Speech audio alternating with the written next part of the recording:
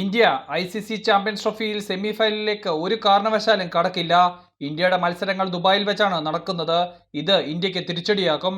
ദുബായിൽ വെച്ച് നടന്ന ICC T20 വേൾഡ് കപ്പിൽ സെമി കാണാതെ ഇന്ത്യ പുറത്തായത് നമ്മളാരും മറന്നിട്ടുണ്ടാവില്ല. ഇതേ സ്ഥലത്ത് വെച്ചാണ് ഇന്ത്യ ചാമ്പ്യൻസ് ട്രോഫി കളിക്കുന്നതും. T20 വേൾഡ് കപ്പിൽ ഇന്ത്യ പാകിസ്ഥാൻ ആദ്യമായി തോൽപ്പിക്കുന്നത് ദുബായിൽ വെച്ച്. അതുകൊണ്ട് തന്നെ ഇപ്രാവശ്യം ചാമ്പ്യൻസ് ട്രോഫിയിൽ പാകിസ്ഥാനെതിരെ വിജയിക്കാൻ ഇന്ത്യക്ക് സാധിക്കില്ല. ഇന്ത്യയുടെ ആദ്യ മത്സരം നടക്കുന്നത് ബംഗ്ലാദേശുമായിട്ടാണ്. അവരോട് തോറ്റാൽ പോലും അതിശയിക്കേണ്ട കാര്യമില്ല. ഇപ്രാവശ്യത്തെ ICC ചാമ്പ്യൻസ് ട്രോഫിയിൽ ഇന്ത്യ സെമി കാണാതെ പുറത്താകും. ഗ്രൂപ്പ് എയിൽ നിന്നും പാകിസ്ഥാനും ന്യൂസിലാൻഡും സെമിയിലേക്ക് കടക്കും. ഗ്രൂപ്പ് ബിയിൽ നിന്നും സൗത്ത് ആഫ്രിക്കയും ഇംഗ്ലണ്ടും സെമിയിലേക്ക് കടക്കും.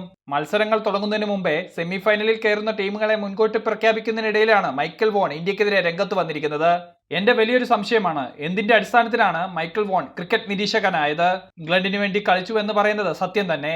പക്ഷേ പച്ചക്കള്ളങ്ങൾ ഇന്ത്യക്കെതിരെ പറഞ്ഞു നടക്കുന്നതിലൂടെ അദ്ദേഹത്തിന് കിട്ടുന്ന ആനന്ദം വളരെ വലുതാണെന്ന് പലതവണ അദ്ദേഹം തെളിയിച്ചിട്ടുള്ളതാണ്. ഇപ്രാവശ്യം അദ്ദേഹം പറഞ്ഞത് ദുബായ് ക്രിക്കറ്റ് ഗ്രൗണ്ടിൽ ഇന്ത്യക്ക് മികച്ച റെക്കോർഡില്ല എന്നാണ്. ഇന്ത്യയും പാകിസ്ഥാനും തമ്മിൽ മത്സരം നടക്കുമ്പോൾ പാകിസ്ഥാൻ ദുബായിൽ ജയിക്കും. ആത്മവിശ്വാസമൊക്കെ നല്ലതാണ് വോൺ, പക്ഷെ അത് അതിര് കടക്കാൻ പാടില്ല. ദുബായിൽ ഇന്ത്യ 6 ഏകദിനങ്ങൾ കളിച്ചിട്ടുണ്ട്.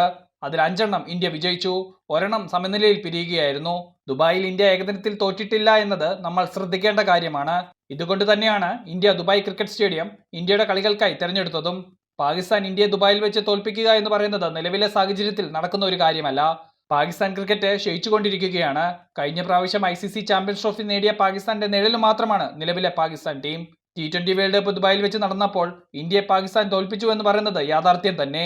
പക്ഷെ അതിൽ നിന്നും ഇന്ത്യ ഒത്തിരി പാഠങ്ങൾ പഠിച്ച് മുൻപോട്ട് പോയിരിക്കുന്നു. പാകിസ്ഥാൻ ആണെങ്കിൽ പടവലം പോലെ താഴോട്ടും. ദുബായ് ക്രിക്കറ്റ് സ്റ്റേഡിയത്തിൽ വെച്ച് പാകിസ്ഥാനെ തോൽപ്പിക്കുക എന്ന് പറയുന്നത് ഇന്ത്യയുടെ ഒരു മധുര പ്രതികാരം കൂടിയാണ്. ഇത്തവണ ചാമ്പ്യൻസ് ട്രോഫിക്ക് വന്ന ടീമുകളിൽ ഏറ്റവും മികച്ച ടീം ഇന്ത്യ തന്നെ. അത് കഴിഞ്ഞാൽ ഏറ്റവും മികച്ച ടീം എന്ന് പറയുന്നത് ന്യൂസിലാൻഡാണ്.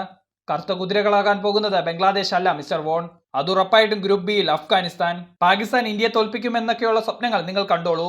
പക്ഷേ യഥാർത്ഥ മത്സരഫലം വരുമ്പോൾ നിങ്ങൾ താനെ ആ സ്വപ്നത്തിൽ നിന്നും ഞെട്ടി ഉണർന്നോളും. നിങ്ങൾക്ക് എന്താണ് തോന്നുന്നത്? ഇപ്രാവശ്യം ഇന്ത്യ പാകിസ്ഥാൻ തോൽപ്പിക്കുമോ? ഇന്ത്യ സെമിഫൈനലിലേക്ക് കടക്കില്ല എന്ന് പറയുന്നത് ശരിയാണോ? കമന്റ് ബോക്സ് മെൻഷൻ ചെയ്യാൻ മറക്കണ്ട.